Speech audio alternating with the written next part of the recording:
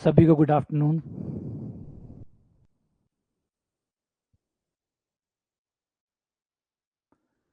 Good afternoon.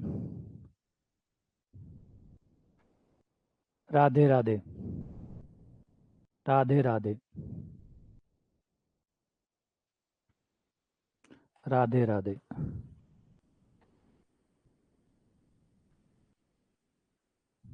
Very good afternoon, very good afternoon.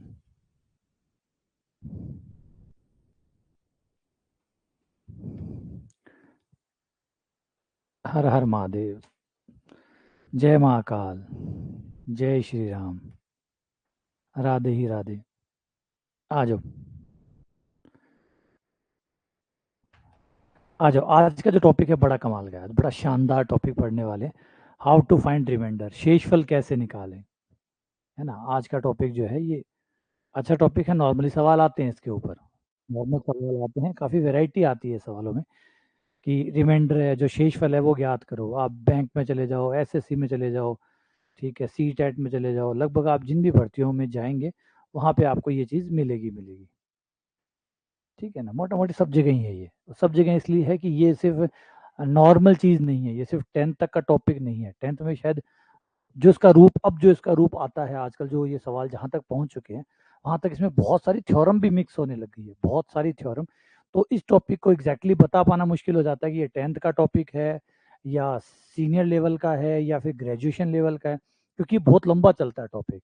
लगता आपको इतना है कि शेषफल निकाल रहे हैं, लेकिन शेषफल निकालने के लिए जब बड़े बड़े सवाल आने लगते हैं, जब अलग अलग प्रकार के सवाल आने लगते हैं, तो आप कई थ्योरमों का इस्तेमाल करते हैं।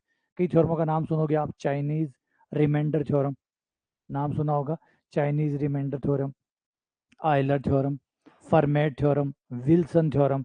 ये सब की सब थ्योरम मदद करती है शेषफल निकालने में। कितने बड़े बड़े नाम हैं, Chinese remainder theorem, Euler theorem, Fermat theorem, Wilson theorem. ये जो मैंने चार थ्योरमों के नाम लिए, ये चारों थ्योरम आपको ग्रुप थ्योरी में भी मिलेगी। अगर आप ग्रुप थ्योरी खोलें तो ग्रुप थ्योरी के अंदर भी आपको ये चारों थ्योरम मिलेगी। इसका मतलब ग्रेजुएशन में भी है ये, और ये यहाँ तक नहीं, इसके आगे भी चलता रहता है। ठीक है, तो ये काफ़ी लंबा टॉपिक है, लेकिन बेसिक हम अपने आप को एक बार सिर्फ वहां तक ही सीमित करेंगे जहां तक शेषफल तक बातें हो रही है। शेषफल पे अपने आप को रोक देंगे, क्योंकि इसकी जो ब्रांच है, थोड़ा सा मैं इसके डिटेल के साथ शुरू करता हूँ कहानी को समझाते हुए कि एक्चुअली में है क्या चीज़। ठीक है, सबसे पहला जो वर्ड आता है इसके लिए वो है कॉन्ग्रुएंसी।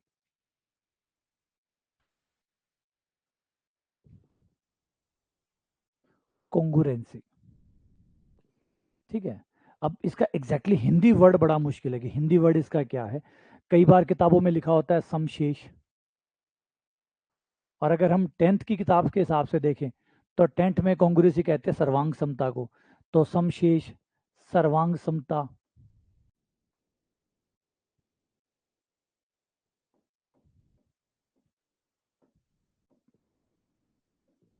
वहां से ये वर्ड निकल के आता है, और वहां से ही हमें शेषफल का जो आइडिया है इससे मिलता है, कॉन्ग्रुएंसी से। थोड़ा ध्यान से समझिएगा, थोड़ा सा बताऊंगा कॉन्ग्रुएंसी के बारे में, ज़्यादा नहीं बताऊंगा, क्योंकि कॉन्ग्रुएंसी बहुत लंबा चौड़ा टॉपिक है, बहुत लंबा चौड़ा टॉपिक है, और ये सही में पूरी तरह से ग्रेजुएशन का टॉपिक है। तो मैं ग्रेजुएशन तक नहीं ले जाना चाहता, फिलहाल हम सिर्फ शेषफल निकाल रहे हैं तो शेषफल तक रहना है। तो लेकिन मैं उतना भी नहीं करना चाहता कि बिल्कुल आपको सिर्फ ऊपर ऊपर का ज्ञान दे के निकल जाऊँ कि भाई ये देखो ऐसे से भाग दो और शेषफल ऐसे आ जाएगा, ऐसे आ जाएगा, ऐसे आ जाएगा। वो नहीं बताना चाहता, पूरे तरीके से बातों के शुरू करना चाहता हूँ। तो कहानी शुरू होती है कॉन्ग्रुएंस से। देखिए, जब आप किसी नंबर में भाग देते हैं, कोई भी नंबर ले लीजिए, मान लीजिए 24 है, 24 में आप भाग देते हैं, तो दो चीजें तो शुरुआत में ही होगी।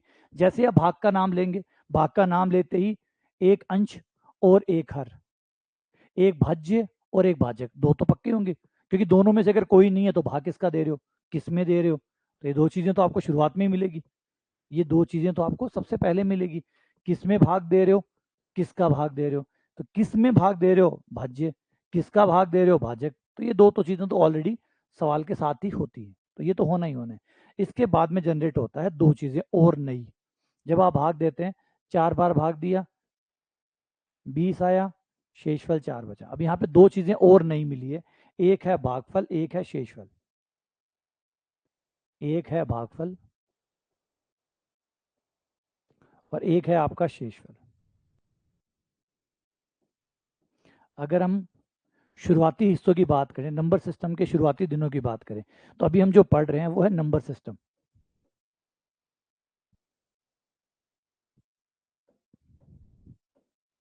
गणित की ब्रांच जो नंबर के साथ काम करती है, नंबरों पे काम करती है ना, उसे नंबर सिस्टम कहते हैं। तो नंबर सिस्टम में ही कॉन्ग्रुएंसी आता है। तो यहाँ पे दो चीजें आई, भागफल और शेषफल। शुरुआती दौर में अगर हम नंबर सिस्टम की बात करें, जब इसका उदय हुआ था इस ब्रांच का, तब लोग भागफल पे बहुत विश्वास करते थे, भागफल पे ज्यादा। अभी भी अगर आप देखें 10वीं तक की गणित को देखें, तो भाग कितनी बार गया, भाग कितनी बार गया, भाग कितनी बार गया। शेषफल को तो बेचारा कोई नामो निशान ही नहीं होता, कोई पूछता ही नहीं है। शेषफल तो खाली इतना देखते हैं, जीरो आया नहीं आया, जीरो आ गया मतलब भाग चला गया, जीरो नहीं है मतलब भाग नहीं गया। तो शेषफल को बिल्कुल भी एडवांटेज नहीं मिलती, यानी उतनी पॉपुलैरिटी नहीं मिलती जितनी भागफल को मिलती है। 10 तक की गणित में आप देखेंगे कि भागफल ज्यादा पॉपुलर है और शेषफल लगभग नगण्य है। शेषफल का जो महत्व है वो लगभग नगण्य है, और सही भी था, नगण्य भी था। क्योंकि आप यही तो देखना, भाग कितनी बार गया। आपके दैनिक जीवन के काम भागफल से होते हैं, ना कि शेषफल से होते हैं। ये एकदम सच है ना। भागफल से ही आपके काम होते, शेषफल से आपके काम नहीं होते। 4 टॉफियां हैं, 4 आदमियों में बांट रहे हो, तो 4 में 4 का भाग दिया, एक आया, एक एक बच्चे को बांटने। शेषफल तो जीरो आया था, क्या करोगे जीरो का।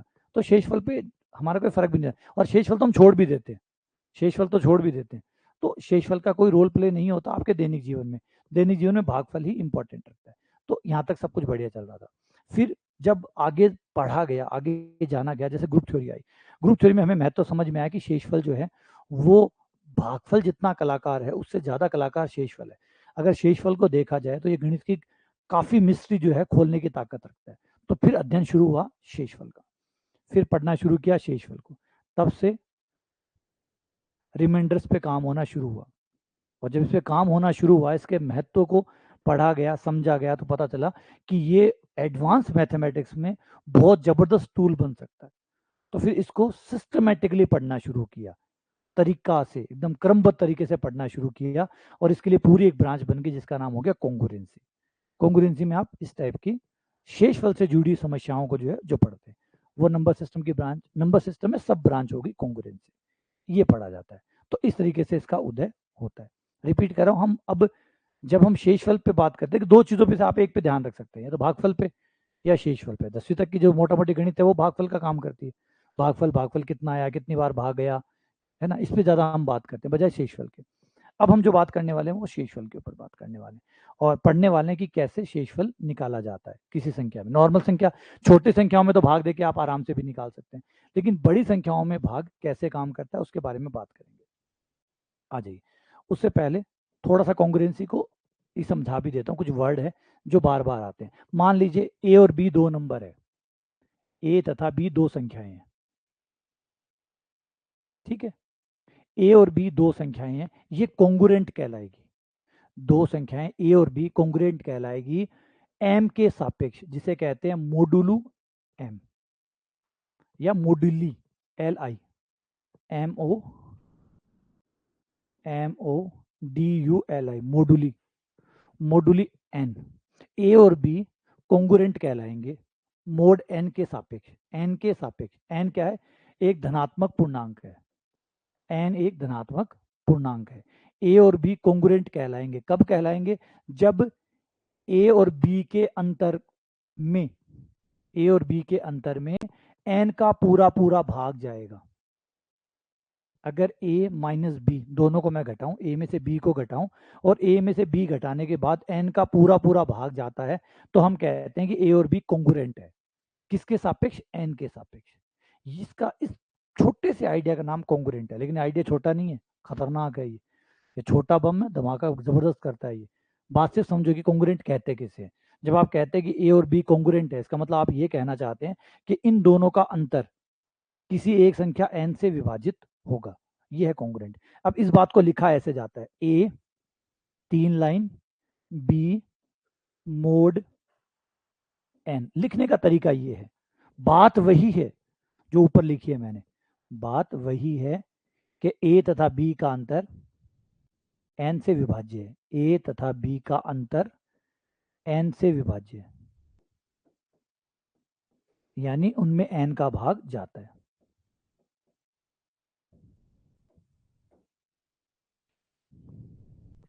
समझ में, ए बी में एन का भाग जाता है। अब इसे ऐसे लिखो और चाहे ऐसे बोलो, लेकिन इतनी हिंदी तो कौन बोलेगा, इतना हिंदी ना बोल के हम ये बोल दें। तो ए कॉन्ग्रुएंट है बी के, किसके सापेक्ष, एन के सापेक्ष, जिसका मतलब होता है कि अगर ये वाला ए और ये वाला बी घटाया जाए तो उसमें इस एन का जो ब्रैकेट में है उसका भाग पूरा पूरा चला जाएगा। ये है कॉन्ग्रुएंट। इसमें आप कहते हैं ए बी कॉन्ग्रुएंट है किसके सापेक्ष, एन के सापेक्ष, क्योंकि एन बदल दोगे तो कॉन्ग्रुएंट रहेंगे या नहीं रहेंगे कोई गारंटी नहीं है, रहेंगे या नहीं रहेंगे कोई गारंटी नहीं है। अब एक क्वेश्चन आपके दिमाग में जरूर खड़ा हो गया होगा कि सर ये कॉन्ग्रुएंस का शेषफल से क्या रिलेशन है, इनका शेषफल से क्या रिलेशन है। आ जाओ समझाता हूँ। शेषफल से रिलेशन समझो। शेषफल से ये रिलेशन है, ये 24 था जिसमें आपने भाग दिया, शेषफल बचा 4। हर भाज्य संख्या जिसमें आप भाग देते हैं, हर भाज्य संख्या अपने शेषफल के साथ भाजक के सापेक्ष कॉन्ग्रुएंट होती है। ट्राई कर लो, 24 में से 4 घटाओ, 24 में से 4 घटाओ, कितना आएगा 20, 20 में 5 का भाग जाएगा। अच्छा ये भाग हमेशा क्यों जाएगा, क्योंकि शेषफल ही तो है बेटा, शेषफल 4 बच रहा है, तो शेषफल को अगर माइनस कर दोगे तो पूरा पूरा भाग जाने लग जाएगा, पूरा पूरा भाग जाने लग जाएगा। यानी हर भाज्य संख्या में से अगर हर भाज्य संख्या अपने शेषफल का कॉन्ग्रुएंट होती है, किसके सापेक्ष, अपने भाजक के सापेक्ष, अपने। अब आप सोचोगे भागफल का तो कोई चर्चा ही नहीं हुई, तो मैंने पहले समझाया भागफल की चर्चा पहले बहुत कर चुके हैं, पहले भागफल का डंडा बहुत बच चुका है ना, भागफल का डंका बहुत बच चुका है पहले। अब जमाना आ गया शेषफल का, तो यहाँ शेषफल बज रहा है। तो हर भाज्य संख्या जिसमें आप भाग देते हैं वह संख्या अपने शेषफल के साथ कॉन्ग्रुएंट होती है, किसके सापेक्ष, अपने भाजक के सापेक्ष। अब इस चीज को आप कैसे लिखोगे, 24 4 मोड 5, ये क्या समझा रहा है कि ये है भाजक, ये है शेषफल, ये है जिसका भाग दिया है भाजक। तो जुड़ गया नहीं जुड़ गया। देखो जब आप मैथ्स में किसी चीज को पढ़ते हो ना, पूरे लयबद्ध तरीके से क्रमबद्ध तरीके से आप चीजों को पढ़ते हैं, आप इस तरीके से छोटे छोटे चीज। अब अपन एसएससी की तैयारी कर रहे हैं या बैंक की तैयारी कर रहे हैं, तब तो अपन कहते हैं जैसे फटाफट पेन चलाया आंसर निकाल दिया, हम इस बात में खुश होते हैं।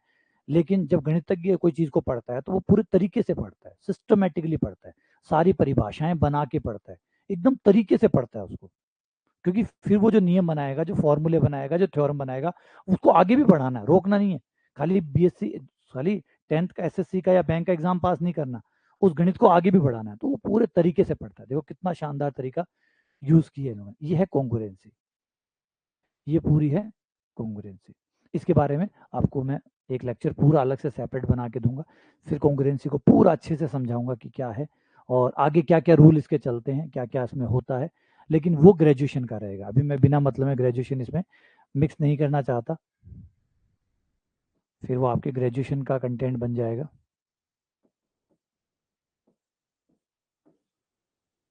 ठीक है, हाँ बिल्कुल आते हैं, ग्रेजुएशन में क्यों आते हैं, आप नेट का देख लो, CSIR नेट में चले जाओ, CSIR नेट में चले जाओ, कॉलेज लेक्चरर में चले जाओ, सवाल मिलते हैं इसके, सवाल मिलते हैं। इसके ऊपर कॉन्ग्रुएंसी के ऊपर ही एक इक्वेशन आती है जिसका नाम होता है डायोफेंटाइन।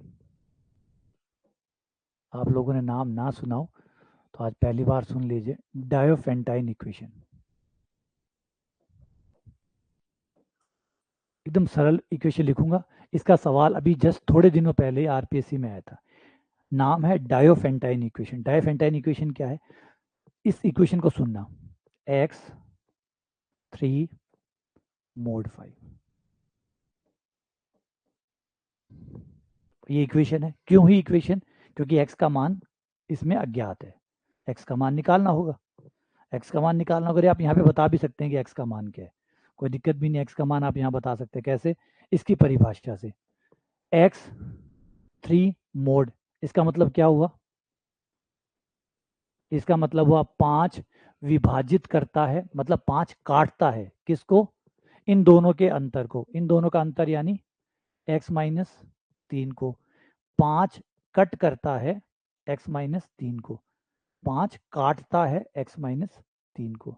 ऐसे मत पढ़ना कि 5 बट्टा x माइनस, 5 बट्टा नहीं है, इसको ऐसे पढ़ा जाता है 5 विभाजित करता है, काटता है, डिवाइड करता है किसको, x माइनस 5 को। इसका मतलब x माइनस 3 में 5 का भाग जाता है, और 5 का भाग जाता है इसका मतलब 5 के पाड़े में ये नंबर कभी ना कभी आएगा।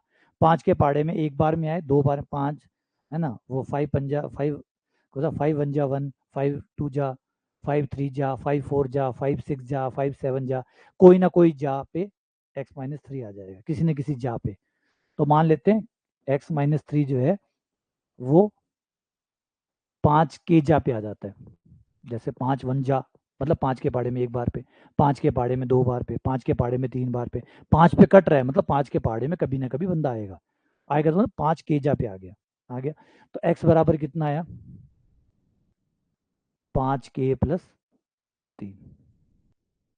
ये लीजिए, ये x का मान आ गया। इस इक्वेशन को डाइफेंटाइन इक्वेशन कहते हैं, और ये सवाल शायद लास्ट जो आरपीएससी की भर्ती थी उसमें आया था, फर्स्ट ग्रेड में आया था या सेकंड ग्रेड में आया था, किसी एक में क्वेश्चन आया था ये, जिसमें पूछा था कि इसके संभावित आंसर कौन से, फिर ऑप्शन लिखे हुए थे ए बी सी डी।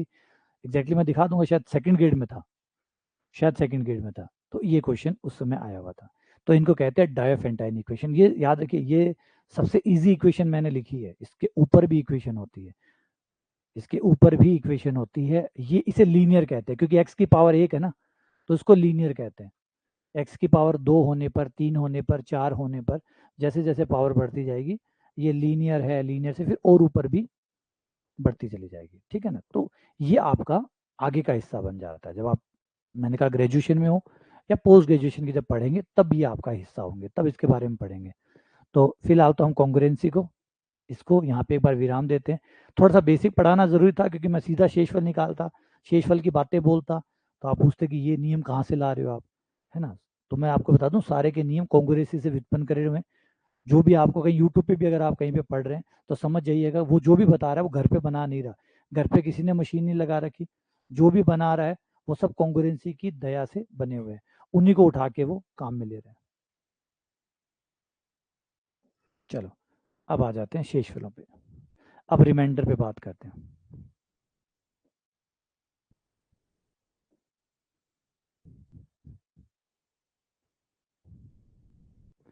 ठीक है ना, पहले ये सारी बातें समझ में आ गई जो भी मैंने बताई, ये उजूल फुजूल बातें जो बताई वो समझ में आ गई सारी, है समझ में आ गई ना। क्योंकि अब मैं ऊपर से वो वाली सीधे सीधे डायरेक्ट आंसर पे बात करने वाला हूँ।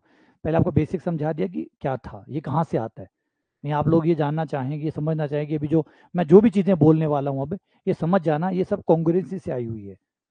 जो कॉन्ग्रुएंसी ब्रांच है उसमें से रिजल्ट उठा उठा के हमने अपने हिसाब से चेंज कर करके लाए हुए हैं। मोड एन का मतलब है इसका भाग दे रहे हो आप, मोड एन का मतलब आप एन का भाग दे रहे हैं। तो यहाँ 3 बंदे हो गए ना, यहाँ कौन है, ये है ए और बी, इन दोनों को घटाया जाएगा, इसका भाग दिया जाएगा। अगर ये नहीं होता तो भाग किसका दोगे, भाग किसका दोगे। तो एन जो है भाग का मतलब है, इसका मतलब भाग से है कि भाई इसका आप भाग दे रहे हो, ए माइनस बी में आप एन का भाग दे रहे हो। चलो अब आ जाते हैं रिमाइंडर के ऊपर। देखो रिमाइंडर का विज्ञान सिंपल तरह से तो सिंपल है कि आप भाग दे के देखते हो, कोई भी नंबर आप ले लो, 27 लिया, भाग दिया आपने 2 का, ठीक है, या इसमें 4 का भाग दिया, मान लीजिए 4 से शुरू करते हैं, 4 का भाग दिया, 4 का भाग दिया 6 बार गया, 24 आ गया, और शेषफल आपका आ गया 1, इस केस में 1 आया, ठीक है। अब यहाँ पे गौर करने वाली बात है कि शेषफल जो है वो किसी भी हाल में अपने भाजक को पार नहीं कर सकता, इवन उसके बराबर भी नहीं हो सकता। क्योंकि अगर मान लीजिए अभी यहाँ पे 3 आएगा, सॉरी ये 3 आया।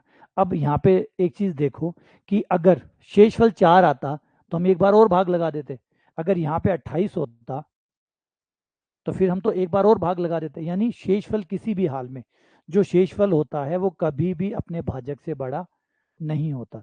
तो एक चीज यहाँ पे याद रखिएगा कि जो भी रिमाइंडर होता है, जो शेषफल होता है वो 0 से शुरू होता है, या तो पूरा पूरा भाग चला जाएगा तो शेषफल 0 आ जाएगा, या फिर अपने भाजक, जो भी भाजक है जिसका आप भाग दे रहे हैं उस भाजक से वो हमेशा छोटा रहेगा। यानी हमेशा अपने डिवाइजर जिसका आप भाग दे रहे हैं उससे हमेशा छोटा रहेगा, बराबर भी नहीं होगा। अगर आप 4 का भाग दे रहे हैं, अगर आप 4 का भाग दे रहे हैं, शेषफल 0 आएगा, शेषफल 1 आएगा, शेषफल 2 आएगा, शेषफल 3 आएगा, लेकिन शेषफल 4 कभी नहीं आएगा। यानी शेषफल अपने भाजक से पहले ही आता है, 0 से शुरू होके अपने भाजक से पहले ही शेषफल आता है। इस शेषफल को हम कहते हैं धनात्मक शेषफल, पॉजिटिव। आप देख सकते हो 0 से बड़ा है तो नेगेटिव तो हो नहीं सकता, इसको पॉजिटिव रिमाइंडर कहते हैं।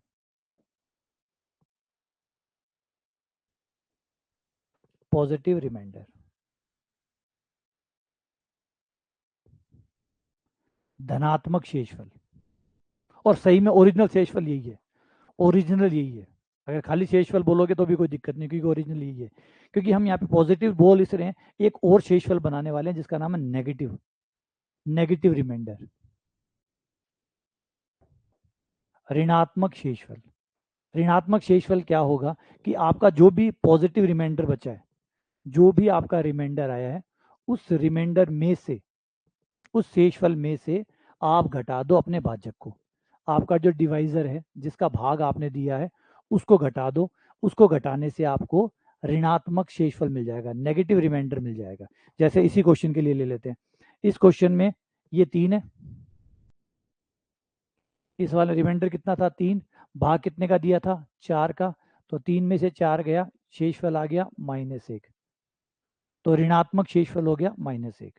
देखिए शेषफल ऋणात्मक होता नहीं है, ये शेषफल का एक दूसरा रूप हमने इस्तेमाल किया है जो हमारी आगे जाके मदद करेगा, नेगेटिव रिमाइंडर, इसको नेगेटिव रिमाइंडर कहते हैं। अच्छा, इसको निकालने का दूसरा तरीका भी है, इसको दूसरा भी तरीका है निकालने का। भाग थोड़ा सा आगे ले जाइए, भाग को थोड़ा सा आगे ले जाइए, एक कदम आगे ले जाइए, भाग को एक कदम आगे ले जाइए। जैसे यहाँ पे जब आप भाग दे रहे थे 4 का पाड़ा 27 से पहले ही बोल रहे थे, 27 से पहले ही बोल रहे थे, 27 से पहले 24 आ गया, रुक गए आप। लेकिन एक काम करो, 24 से थोड़ा आगे चले जाओ, थोड़ा सा आगे, एकदम बस जस्ट आगे जाना है आपको। तो अगर मैं आगे जाऊं तो 7 चौक 28 हो गया, तो अब हटाऊं तो शेषफल कितना आएगा, -1 आएगा। अब शेषफल कितना आएगा, -1। तो अगर मैं भाग को थोड़ा सा नंबर से आगे ले जाऊं तो शेषफल आता है माइनस का, और प्लस का इसलिए आता है कि मैं भाग, जो मैं भाग दे रहा हूं, मैं पहले ही रुक जाता हूं, या तो उसके बराबर पे आके रुकता हूं या उससे पहले रुकता हूं, इस वजह से शेषफल हमेशा प्लस का आता है। लेकिन अगर मैं आगे चला जाऊं तो शेषफल माइनस का आने लग जाएगा। यानी 2 शेषफल है, एक है पहले, एक है बाद में। किसी नंबर में आप पहले तक भाग देंगे तब तो प्लस का शेषफल आएगा, आगे तक भाग देंगे तो माइनस का शेषफल आएगा। और आप दोनों वापस निकाल सकते हो, दोनों आप निकाल सकते हो। जैसे मैंने कहा ये आपका फॉर्मूला है, इससे आप दोनों को निकाल लो, इससे आप दोनों निकाल दो, क्योंकि आपका धनात्मक और ऋणात्मक दोनों को जोड़ोगे तो आपका भाजक आ जाएगा। यानी भाजक बराबर, मोड का चिन्ह लगा देना, पॉजिटिव रिमाइंडर मतलब धनात्मक, हिंदी में लिख देता हूं, धनात्मक शेषफल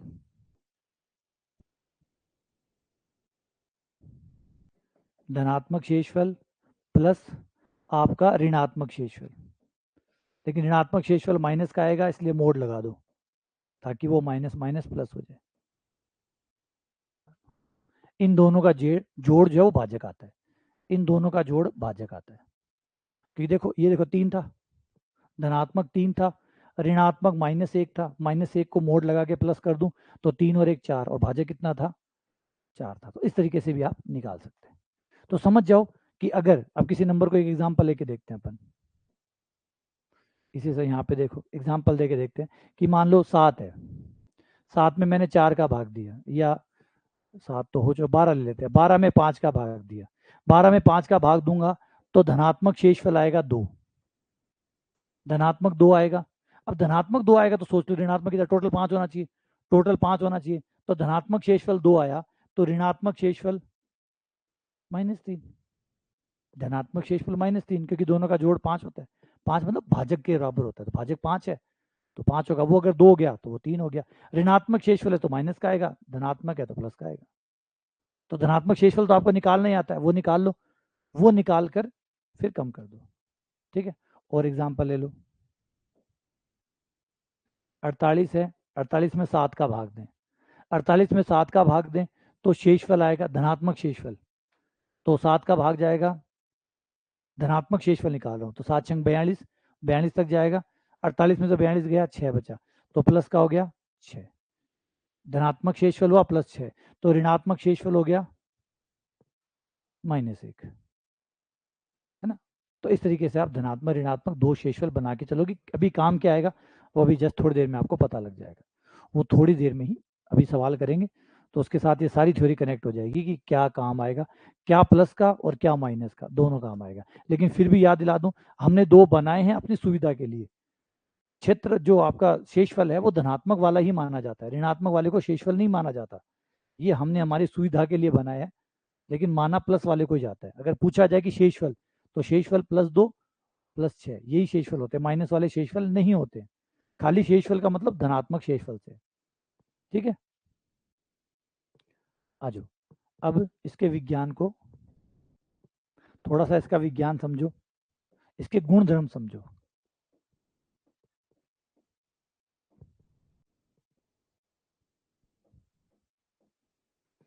इसके गुण धर्म को समझो। हाँ, रिमाइंडर निकालने में मदद मिलती है। कुछ नियमों को समझो। एक तो पहला नियम, अगर ए को, ए में, ए है, ए में आपने किसी भी संख्या का भाग दिया, मान लो n का भाग दिया, ए में n का भाग दिया और आपका शेषफल जो है वो b आ रहा है। ए में आपने n का भाग दिया, इसे पढ़ना सीखो, ए में n का भाग दिया और शेषफल आपका b आ रहा है, तो ए के स्क्वायर में अगर आप n का भाग देंगे, या a की पावर k कर देता हूं, a की पावर k कर देता हूं और उसमें n का भाग दोगे, तो शेषफल भी उतनी ही पावर का हो जाएगा। शेषफल पे भी उतनी पावर हो जाएगी, शेषफल पे भी उतनी पावर हो जाएगी। अगर a में n का भाग दे रहे हैं, a में n का भाग दे रहे हैं, शेषफल b आ रहा है, तो a की पावर k में n का भाग देंगे तो आपको अलग से शेषफल नहीं निकालने की जरूरत पड़ेगी, b की पावर k हो जाएगा। कहने का मतलब ये हुआ कि आप भाग देकर शेषफल निकाल लो, मतलब पावर लेकर शेषफल निकाल लो या शेषफल निकाल के पावर कर दो, बराबर बात है। जैसे इसमें मैंने क्या किया, पहले शेषफल निकाला फिर पावर की, या फिर एक काम करो पहले पावर कर लो फिर शेषफल निकाल लो, ये बराबर है। ये कह रहा है ये दोनों साइड से बराबर होता है, ये बात दोनों साइड से बराबर है। समझ गए बात। एग्जाम्पल ले लेते हैं, जैसे 12 में मैंने 5 का भाग दिया, 12 में 5 का भाग दिया और शेषफल आ रहा है 2, शेषफल 2 आ रहा है। अगर मैं 12 का स्क्वायर कर दूं और उसमें 5 का भाग दूं तो कितना आएगा, वो 2 का स्क्वायर आएगा, वो 2 का स्क्वायर आएगा। अगर 12 में 5 का भाग देने पर शेषफल 2 आ रहा है, तो 12 के स्क्वायर में 5 का भाग देने पर 2 का स्क्वायर आएगा। बात समझ गए। तो इस तरीके से आपका चलता है। अच्छा चलो और आगे चलते हैं।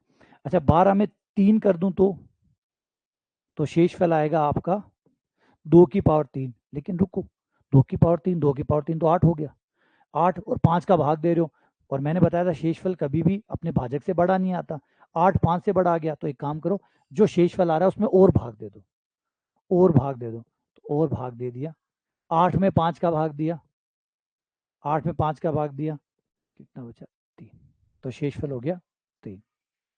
समझ गए बात। ये चिन्ह बराबर के नहीं है, ये बराबर के चिन्ह नहीं है, ये शेषफलों के चिन्ह है। शेषफल ये समझा रहा है कि आपने इसमें 5 का भाग दिया, ये शेषफल बचा, फिर 5 का भाग दिया, शेषफल 3 बचा। ये नहीं सोचा कि बराबर आ गया, 8 बराबर 3, 8 बराबर 3 नहीं लिख रहा, ये समझा रहा हूँ कि 5 का भाग लग रहा है, शेषफल 3 आ रहा है। ये शेषफलों का विज्ञान चल रहा है यहाँ पे। तो ऐसे ही 12 की पावर 4 लूँ तो शेषफल हो जाएगा 2 की पावर 4, 2 की पावर 4 16 हो जाएगा, 16 में फिर 5 का भाग लगेगा, शेषफल 1 आ जाएगा, तो आंसर आएगा 1। तो ये इस तरीके से काम करता है, ये है पावर नियम। ठीक है। दूसरा नियम, अगर a में n का भाग देने पर शेषफल b आता है, तो अगर a को मैं किसी से गुणा कर दूं, a को किसी से गुणा कर दूं, सपोज करो लैम्डा से गुणा कर दिया, तो मेरा शेषफल भी लैम्डा से गुणा हो जाएगा। जिससे आप भाजक को गुणा करोगे आपका शेषफल भी उतने से गुणा हो जाएगा। समझे बात। यानी कुल मिला के चल किसके रहा है, जो भाज्य के साथ आप जो भी कर रहे हैं, भाज्य के साथ आप जो भी कर रहे हैं वही शेषफल के साथ हो रहा है। भाज्य पे k पावर कर रहे हैं, शेषफल पे भी k पावर हो रही है। देखो कितना कोऑर्डिनेशन, देखो कितना शानदार है। आपने लैम्डा को ए से गुणा किया तो बी भी ए से गुणा हो गया, ठीक है। ऐसे ही तीसरा है, ए में एन का भाग देने पर बी आ रहा है तथा सी में एन का भाग देने पर डी आ रहा है। तो ए प्लस बी में, ए प्लस सी में एन का भाग देने पर अगर आपने भाज्य को जोड़ दिया तो आपके शेषफल भी जुड़ जाएंगे, अगर आपने भाज्यों को जोड़ दिया तो शेषफल भी जुड़ जाएंगे, और घटा दिया तो आपके ये भी घट जाएंगे। अच्छा, गुणा कर दिया, अगर आपने गुणा कर दिया ए सी, ये ए एस सी है और गुणा कर दिया तो आपके शेषफल भी गुणा हो जाएंगे। देखो शेषफल कितना स्टिक होके काम कर रहा है, जो भाज्य है उसके साथ कितना सेम टू सेम फॉलो कर रहा है उसको। तभी मैंने कहा था ना, शेषफल के साथ जब स्टडी की गई तो पाया गया शेषफल में तो कमाल की ताकत है। मतलब ये कुल मिला के एक तरह से यूं मानिए कि जो भाज्य है उसका रिप्रेजेंटेटिव है, वही कर रहा है जो भाज्य कर रहा है। जिसमें आपने भाग दिया है उस नंबर पे आप जो भी कर रहे हैं वही सब कुछ आपके शेषफल के साथ हो रहा है। देखो, आपने ए पे पावर की, शेषफल पे पावर होगी। आपने ए को लैम्डा से गुणा किया, शेषफल भी लैम्डा से गुणा हो गया। आपने ए और सी को गुणा किया, शेषफल भी गुणा हो गए। आपने ए और सी को जोड़ा तो शेषफल भी जुड़ गए। आपने ओ ए सी को घटाया तो आपके शेषफल भी घट गए। तो सब कुछ वैसा का वैसा ही चल रहा है। क्लियर हो गया? ये नियम जो है ये कॉन्ग्रुएंसी के नियम है, जो बताता है कि शेषफल जो है वो लगभग भाज्य की तरह ही काम करता है। ठीक है, चलो आओ अब थोड़े से सवाल ट्राई करते हैं। बेसिक सवाल से शुरू करेंगे और धीरे धीरे आगे बढ़ेंगे। नंबर 1, ये तो सिंपल है ना। क्वेश्चन नंबर 1, 32 में 5 का भाग दिया, शेषफल आएगा 2। ठीक है ना, 32 में 5 का भाग दिया, शेषफल आया 2। 35 में 6 का भाग दिया, शेषफल आया 5। अगर मैं यहाँ पे नेगेटिव शेषफल और पूछूं साथ साथ में तो वो कितना हो जाएगा? इस केस में पॉजिटिव तो हो गया 2, पॉजिटिव हो गया 2 और नेगेटिव हो गया -3। इस केस में पॉजिटिव हो गया 5 और नेगेटिव हो गया -1। इस केस में पॉजिटिव हो गया आपका 36, तो 2 पॉजिटिव हो गया, 2 ही नेगेटिव हो गया, +2 -2। इस केस में 8 पंजे 40, 8 चौक 32, 3 +3 और -5 है ना। 36 +0 और -4 जो भी 0 हो गया, भाग चला गया तो शेषफल 0 हो गया। फिर धनात्मक ऋणात्मक क्या फर्क पड़ता है? 42 में शेषफल 0 और पॉजिटिव नेगेटिव दोनों ही 0, भाग ही चला गया तो फिर क्या धनात्मक क्या ऋणात्मक। तो ये हो गया बेसिक से, है ना। चलो आगे बढ़ते हैं, आगे आते हैं पावर पे। अभी मैंने पावर वाला बताया था, पावर वाला बताया था, तो पावर पे है 32 की पावर 5। 32 की पावर 5, 32 का स्क्वायर को 5 से डिवाइड कर रहे हो तो एक बार पावर को भूल जाओ, एक बार पावर को भूल जाओ, पावर पे ध्यान ना दो, सिर्फ 32 पे ध्यान दो। क्योंकि मैंने बताया 32 पे जो भी शेषफल आएगा हम उस शेषफल की पावर 2 कर देंगे, वही आंसर हो जाएगा। तो हमें तो ध्यान रखना है 32 पे 5 का भाग, 32 में 5 का भाग दिया तो हमारा शेषफल आया, है ना, वो आ गया 2। अब 32 का स्क्वायर की तो 32 के स्क्वायर का हो जाएगा, शेषफल हो जाएगा 2 का स्क्वायर, 2 का स्क्वायर यानी 4, ये 4 हो गया। ठीक है ना, सिर्फ आप तो नंबर में भाग दो, आप तो सिर्फ नंबर में भाग दो, पावर बाद में कर लेना। शेषफल निकाल कर फिर पावर कर लेना, पहले शेषफल निकालो फिर पावर कर लेना। चलो शुरू करो। 8वां,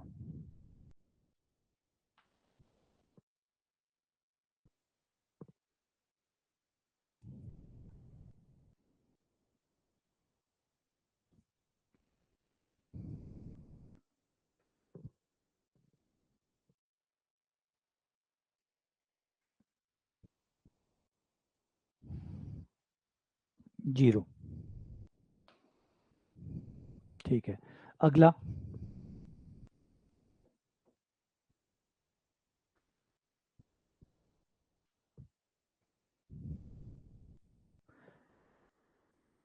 9 का आंसर 0। ठीक है, 10वें का,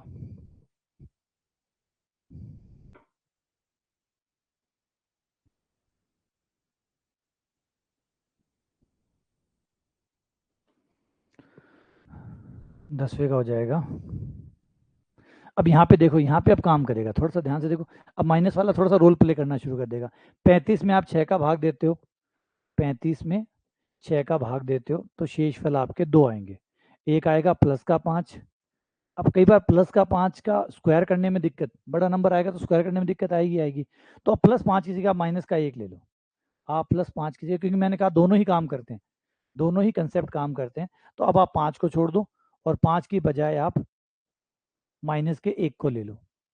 तो -1 का स्क्वायर जो कि आ गया +1, तो शेषफल आ गया 1।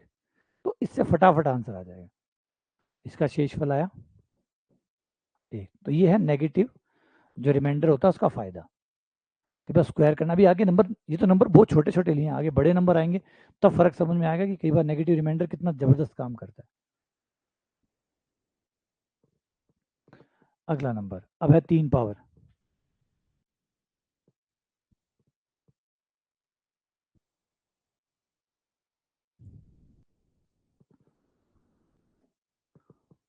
अच्छा, 8 का आंसर 0 नहीं आएगा, क्या आएगा? 8 का आंसर क्या आएगा?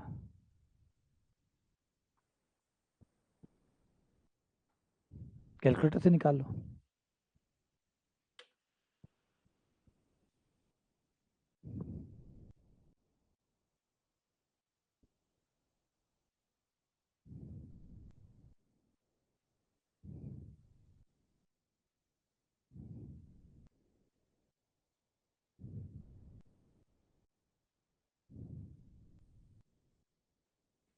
चलो, ये आ रहा है 1444/4। बस, अब ठीक है। नहीं, कोई बात नहीं, हो सकता है थोड़ी कन्फ्यूज़न हो जाती है। अगला 435। हाँ नहीं, वो स्क्वायर नहीं देखा होगा उसने, शायद हो सकता है कंफ्यूज हो जाए। पुख्ता कर लो, गणित है, मजाक थोड़ी चल रहा है। गणित की सबसे अच्छी बात है आप चेक कर सकते हैं, ना गणित मेरी है ना गणित आपकी है, गणित सत्य की है।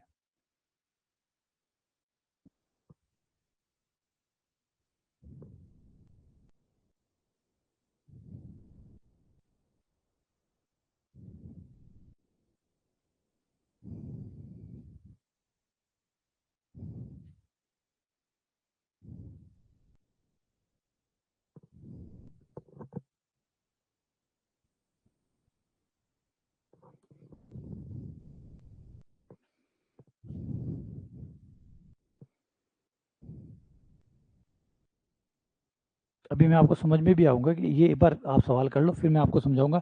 ये चीज़ लिखना कितना गलत अजीब सा लगता है, और वो जो मोड वाला जो बराबर का 3 वाला चिन्ह था ना, वो लिखने में कितनी आसानी होती है। अभी उसको एक बार हो जाइए, एक बार, क्योंकि ये तरीके जो ये जो चीज़ लिखी हुई है ये आपको समझ में आती है, और वो 3-3 लाइनें जो है वो थोड़ी समझ में कम आती है। तो एक बार इसी से चलते हैं पहले, जब ये थोड़ा-सा सवाल और आप पूरे कर लेंगे, उसके बाद आपको समझाऊँगा कि इस चीज़ को ऐसे लिखना और वैसे लिखने में कितनी आसानी होती है। तो इस केस में आपका आ गया, शेषफल आया 8 पंजे 40, है ना? इसके अंदर भाग दे दो। अब पावर वार एक बार हटाना बंद करो, पावर बाद में हटा लेंगे। इसमें दे दिया 8 पंजे 40, फिर 35 आया, 8 चौक 32, 3 आ गया। तो ये हो गया 3 की पावर 3, और अभी 8 से बड़ा है, यानी 8 का भाग अभी और लगेगा, 8 का भाग अभी और लगेगा। तो 3 तिया 9, 9 तिया 27, 27 में 8 का भाग लगेगा 24, और 3 आ गया, ये 3 हो गया, है ना? अगले में आ जाए 12 में, इसमें देखें तो 7 छंग 42, शेषफल 0 आ गया, और 0 की पावर 3, 0। अगले में अब यहाँ पे क्या था, प्लस का और माइनस के लिए मैंने बताया था कि प्लस और माइनस में क्या होता है, आप अलग अलग शेषफल निकालो और जोड़ दो। संख्याएं जुड़ी हुई है तो शेषफल भी जुड़ेंगे, संख्याएं घटी हुई है तो शेषफल भी घटेंगे। बिल्कुल क्लियर रूल है। जो आप संख्याओं के साथ कर रहे हो वही नियम आपके उसके साथ रहेंगे, रिमाइंडर के साथ रहेंगे, शेषफल के साथ रहेंगे। संख्याएं जुड़ रही है, शेषफल जुड़ेंगे। अलग अलग शेषफल निकाल लो और शेषफलों को जोड़ लो। इसका शेषफल अलग जो कि आपका आएगा 2, इसका शेषफल अलग जो कि आपका आएगा 3। ठीक है, इसका 2 इसका 3, शेषफल भी जुड़ जाएंगे। ये आ गया 5, 5 में 5 का फिर भाग लग सकता है, तो शेषफल आ गया 0। जो मैंने बात कही वो समझ में आई आपको बात, कि संख्याएं जुड़ती है तो शेषफल भी जुड़ते हैं, संख्याएं घटती है तो शेषफल भी घटते हैं, संख्याएं गुणा होती है तो शेषफल भी गुणा होते हैं, संख्याओं पे घात होती है तो शेषफलों पे भी घात होती है। बिल्कुल वही जो सब यहाँ चल रहा है, यहाँ पे भी यही करेंगे। पहले 6 पे 30, 28, 24, 4, शेषफल आया 4, प्लस शेषफल आया 3, ये आ गया 7, 7 में 6 का भाग लगा 1।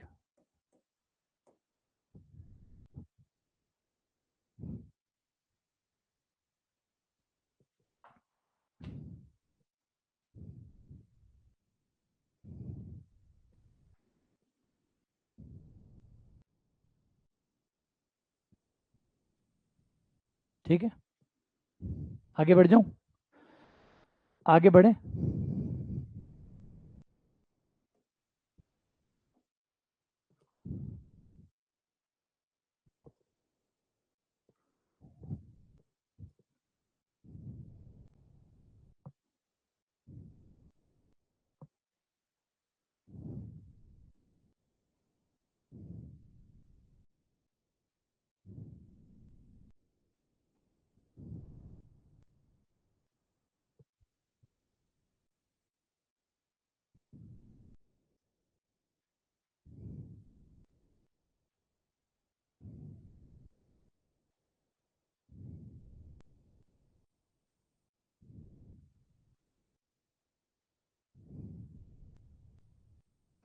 इस बार माइनस का चिन्ह है, निकालो। पहले इसका, ये गया 4, 35, ये आया शेषफल 3, ये आ गया शेषफल 0, 3 में से 0 गया 3, 238 का शेषफल आया 3, और 110 का आया 0, 3 माइनस 0 0। अब यहाँ पे गुणा है, गुणा में भी वही है, शेषफलों की गुणा होगी, शेषफल नंबर गुणा है तो शेषफलों की भी गुणा होगी, नंबर नंबर जुड़ते हैं तो शेषफल भी जुड़ते हैं, नंबर घटते हैं शेषफल भी घटते हैं, है ना। तो एग्जैक्टली वही नियम चल रहा है यहाँ पे भी। इसका शेषफल आ जाएगा 2, इसका शेषफल आ जाएगा 3, ये गुणा है तो ये भी गुणा हो जाएंगे। ठीक है, 2 गुणा 3 हुआ 6, 6 5 से बड़ा यानी एक बार और भाग लगेगा, शेषफल आ गया 1, तो शेषफल 1 आ गया। यहाँ पे माइनस है तो ये हो गया, भाग लगा 30, 1 माइनस, ये आ गया 3, 1 में से 3 गया, माइनस का 2, शेषफल माइनस का शेषफल आया तो प्लस का कितना हो जाएगा, जब माइनस का 2 है तो प्लस में कितना होगा 4, क्योंकि भाजक 6 है, भाजक आपका 6 है, भाजक आपका 6 है। तो इसका शेषफल आया 1, इसका आया 3, दोनों घट रहे हैं तो शेषफल भी घटेंगे, तो 1 माइनस 3, माइनस का 2 आ गया, और माइनस का 2, शेषफल माइनस 2 है तो प्लस वाला कितना होगा 4, क्योंकि टोटल 6 होते हैं। यहाँ पे भी तो 36, तो ये हो गया 7 पंजे 35, शेषफल बचा 1, ये हो गया 7, 7 पंजे, ये हो गया 5, टोटल आ गया 5।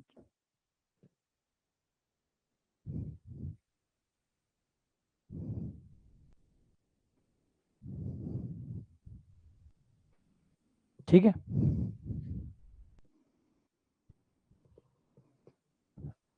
आगे करो ट्राई से, करो ट्राई इनको।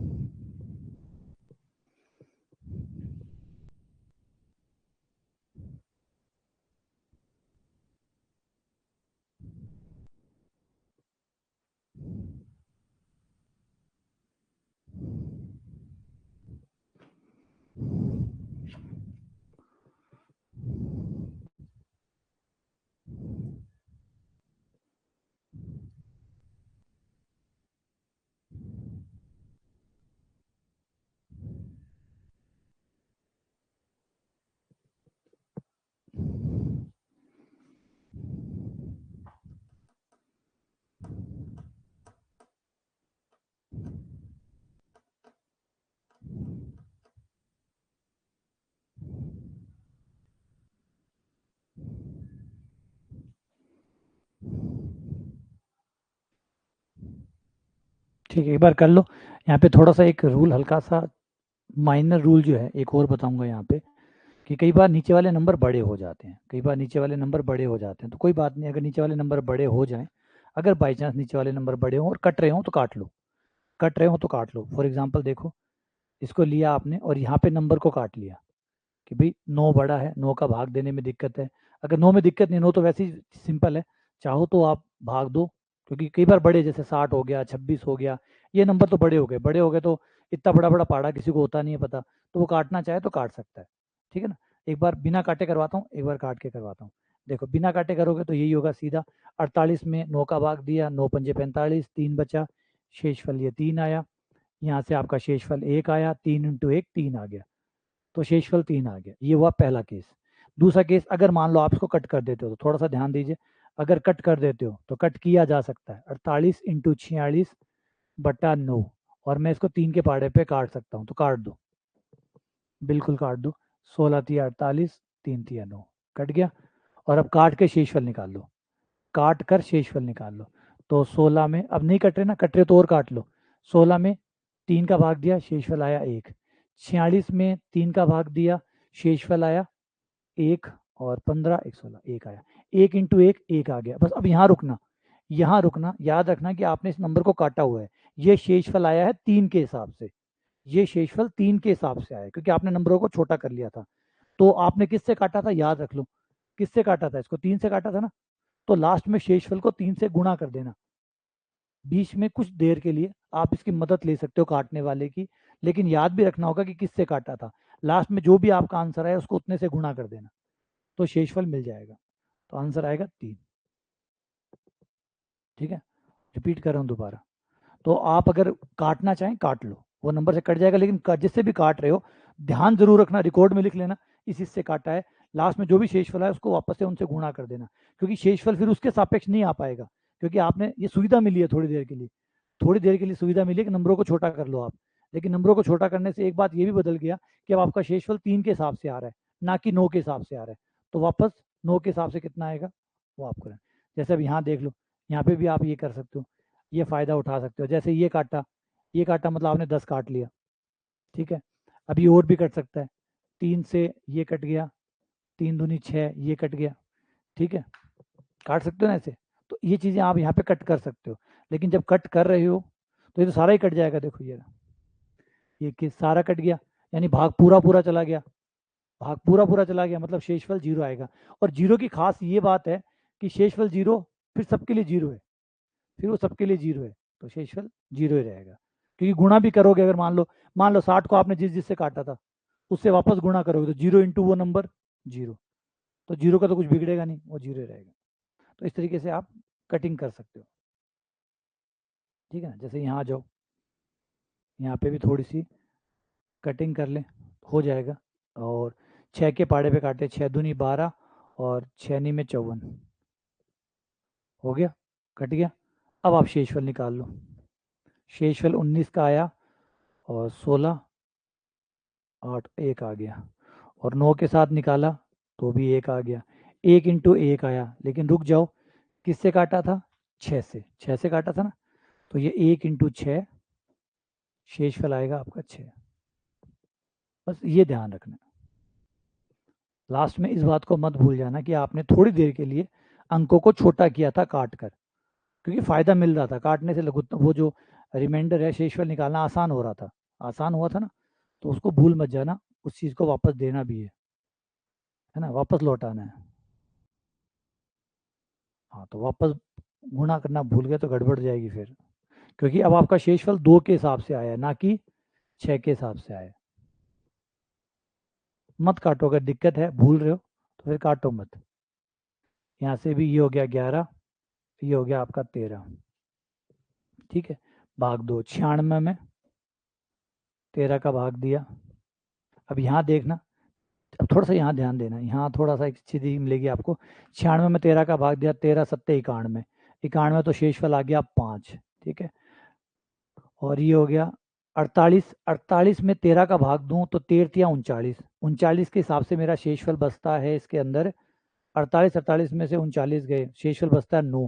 अब मेरे पास दो ऑप्शन है, या तो शेषफल 9 लूँ, या शेषफल -4 लूँ, तो मुझे पता है -4 ज़्यादा आसान रहेगा, तो शेषफल ले लिया -4, क्योंकि आगे ऊपर गुणा भी तो करनी है, तो माइनस के शेषफल ले लो। जब आपको लगे कि प्लस का शेषफल बड़ा आ रहा है तो तुरंत माइनस वाला ले लो, तब माइनस वाला ले लो, तो उसका फायदा आपको मिल जाएगा। हो गया। फिर ये यहाँ पे अब 11 में देखो, दोबारा देखो 11 में भी तो भाग देना पड़ेगा।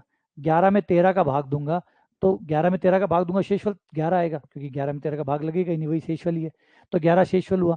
लेकिन 11 अगर रखूंगा तो गुणा में दिक्कत आएगी, तो शेषफल -2 ले लूँ।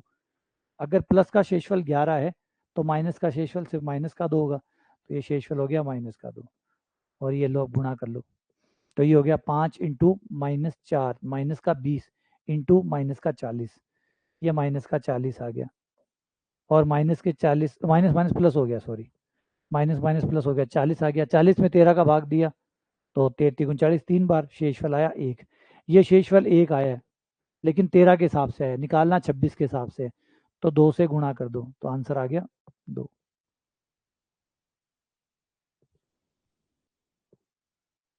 है ना, 13 के हिसाब से 1 आया है, लेकिन हमारा तो नंबर 26 था, तो 26 के हिसाब से हो गया फिर 2। समझ में आई? ये समझ में आया सारा?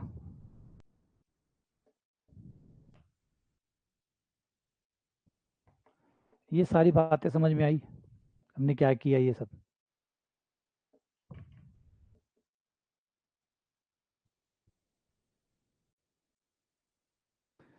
देखो 2 से गुणा इसलिए कि ये 13 काटा था हमने 2 के पहाड़े पर, बीच में 2 के पहाड़े पे काटा था, इस नंबर को बीच में 2 के पहाड़े पे काटा था, तो काटा था तो वापस भी लाना पड़ेगा। काटना सुविधा है कि भी नंबर छोटे हो जाएंगे, बस ये सुविधा है।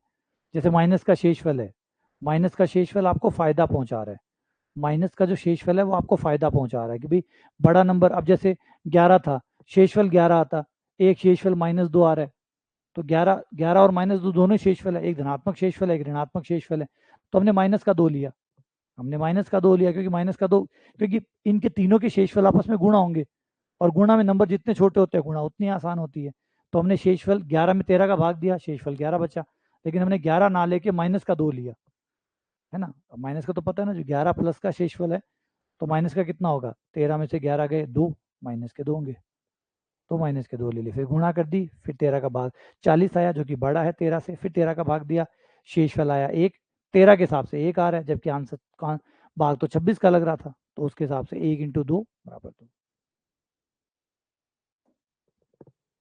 चलो अभी थोड़ा और ट्राई करते हैं, आ जाओ थोड़ी बड़ी पावर पे चलते हैं, 2 की पावर 638, भाग वैसे ही लगेगा, -40 आ जाए तो क्या दिक्कत है, -40 में भाग दे दो, -40 में भाग दे दो। चलो 2 की पावर 638, 3 की पावर 250 बटा 20,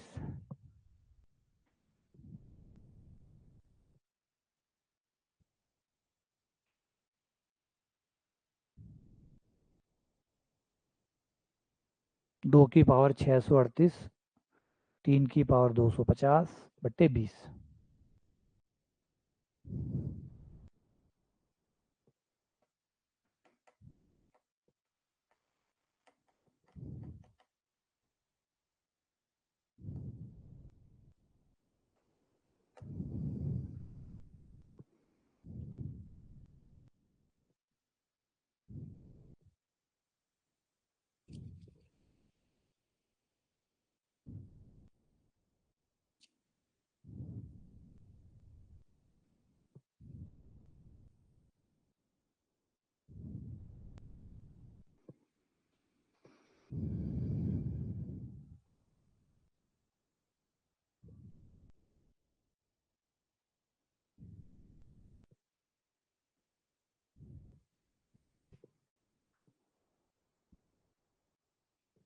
अब देखो हमने यहाँ पे इस सवाल में क्या चीज़ है, पहले चीज़ समझो कि इस बार थोड़ा अलग हो गया, इस बार 2 की पावर 638, ये तो आप भी जानते हैं 2 की पावर 638 सॉल्व नहीं हो सकती, लेकिन एक बात हमें भी पता है कि 638 पावर हमें भी सॉल्व नहीं करनी, हमें भी कोई इंटरेस्ट नहीं इतनी बड़ी बड़ी पावर सॉल्व करने का, क्योंकि हमारा नियम कहता है कि पहले शेषफल निकाल लो फिर पावर कर लो, शेषफल निकाल लो फिर पावर कर लो, यानी ये 638 जो है इसको हम थोड़ी देर वेट करवा सकते हैं, रुकना, ध्यान से सुनना पहले बात को। 638 को हम वेट करवा सकते हैं, पहले शेषफल निकाल के फिर 638 कर सकते हैं, लेकिन फायदा कुछ भी नहीं है, क्योंकि अगर 2 में 5 का भाग देता हूँ तो शेषफल 2 ही आएगा। 2 में 5 का भाग देता हूँ तो शेषफल 2 ही आएगा। 2 पे 638 पावर करूंगा तो 638 बाद में करनी पड़ेगी, और बाद में करनी पड़ेगी तो दिक्कत तो वही है, अभी पावर कर लो चाहे बाद में कर लो, इसमें कोई फर्क पड़ ही नहीं रहा। तो हम इस केस में एक थोड़ी सी कलाकारी करते हैं, हल्की सी कलाकारी। देखो, हम एक काम करते हैं, एक चीज ऐसी है जिसपे पावर का फर्क नहीं पड़ता, एक चीज है जिसपे पावर का फर्क नहीं पड़ता, वो है 1, वो है 1। अगर एक बार हमारा सवाल 1 पे पहुंच गया, 1 पे पहुंच गया, अगर हमारा शेषफल एक बार 1 आ गया, फिर 1 पे हम कितनी भी पावर करते रहे, वो रहेगा तो 1 का 1 ही। अगर ये 1 पे पहुंच गया तो, अगर एक बार 1 पे पहुंच गया तो 1 पे पहुंचने के बाद में फिर कितनी भी पावर करते रहें कोई फर्क नहीं पड़ना। बस यही हमारा ट्रिक रहेगी इसमें, कि 2 को 1 हमें इसे 1 बनाना है। कैसे बनेगा 1? ये देखो, 2 के पावर देखो, 2 की पावर 2 करने पर 4 आएगा, 4 आएगा, है ना। 4 में 5 का भाग दें, 4 में 5 का भाग दें तो शेषफल 2 आएंगे। एक तो आएगा प्लस का 4, प्लस का 4, एक आएगा माइनस का 1 आएंगे। अगर 4 में 5 का भाग दें तो शेषफल आएगा प्लस का 4 और माइनस का 1, मिल गया माइनस का 1। प्लस का 1 जो काम करता है वही काम माइनस का 1 भी करता है, माइनस का 1 मिल गया। तो हमें 2 को 4 में बदलना है। अब 2 4 में बदलेगा कैसे? देखो 638 पावर है, 638 पावर को ऐसे कर लेते हैं, 2 की पावर 2 की पावर 2 की पावर 2 की पावर, ये हो गया 638 है ना, तो 3 3 1 9, 319। अब ठीक है, 2 की पावर 2 की पावर 319 कर लिया। अब अच्छा, 2 की पावर 2 जो कि 4 बन गया, ये हो गया 4 की पावर 319। 4 में 5 का भाग दें, 4 में 5 का भाग दें तो शेषफल आता है माइनस का 1, तो ये हो जाएगा माइनस 1 की पावर 319, और माइनस 1 पर 319 पावर करेंगे तो माइनस 1 आ जाएगा, और माइनस 1 आया, शेषफल माइनस 1 आया, तो हम शेषफल माइनस का मानते नहीं है, जब लास्ट में लिखते हैं तो प्लस में लिखते हैं, तो शेषफल हो गया 4, शेषफल हो गया 4। ये समझ में आया? तो जब बहुत बड़ी पावर होती है ना, तो हम भागते हैं एक की तरफ, ढूंढते हैं कि कैसे ना कैसे एक बन जाए, क्योंकि एक ही इलाज है, एक ही इलाज है, इतनी बड़ी पावर को सिर्फ एक ही बर्दाश्त कर सकता है, इतनी बड़ी पावर को सिवाय एक के कोई और नहीं सॉल्व कर सकता। तो हम भागते हैं एक की तरफ कि एक मिल जाए।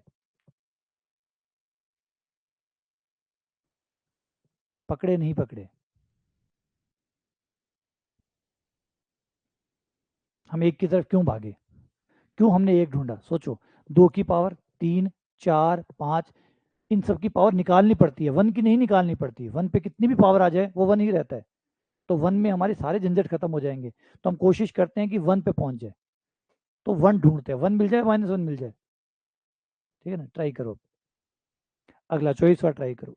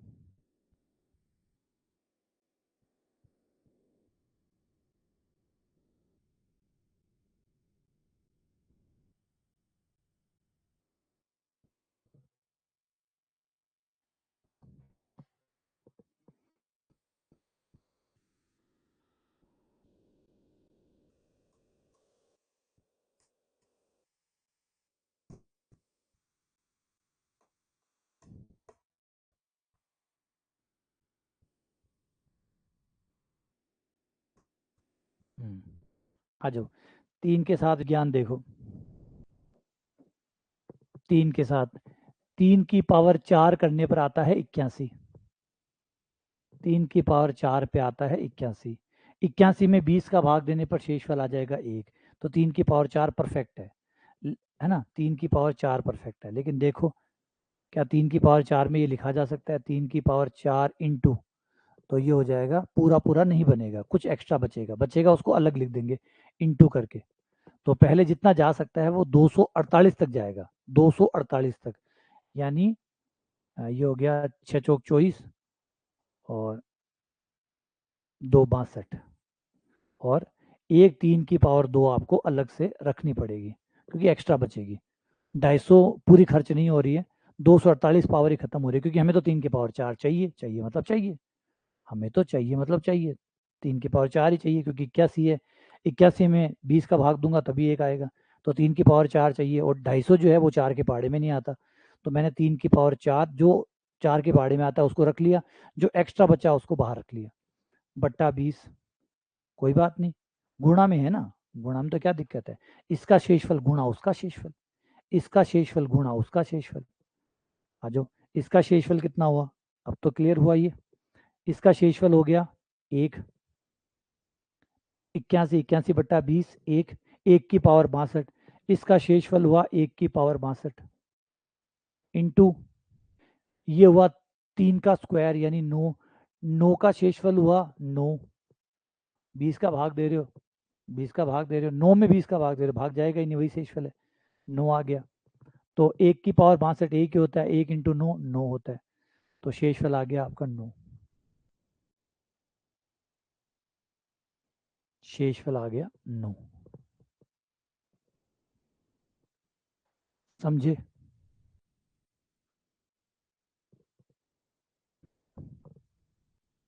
कैसे लगे ये सवाल?